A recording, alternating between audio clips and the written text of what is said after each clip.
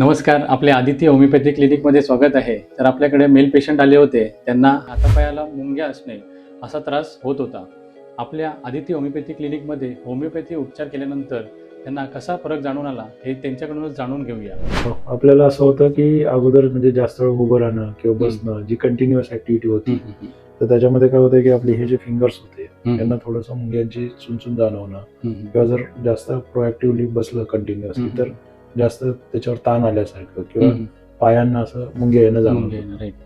जेव्हा आदिती क्लिनिकला आपण व्हिजिट केलं आणि जे तुमचा जो सल्ला होता की काय करायला हवं काय करायला नाही हवं त्याच्यानंतर तुमचे काही औषधाचे जे डोसेज होते ते जो कोर्स कम्प्लीट केला आपण तर त्याच्यामध्ये पूर्ण जे पण आहेत म्हणजे आता मी बसलो बऱ्याच वेळ बसलो तरी मला पायाला मुंग्या अजिबात जाणवत नाही.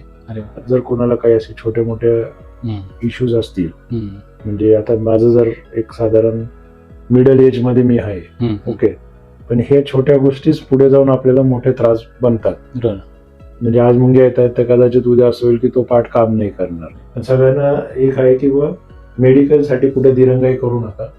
पहिले कन्सल्ट युअर डॉक्टर म्हणजे हाच एक सल्ला असेल किंवा सजेशन असेल. धन्यवाद.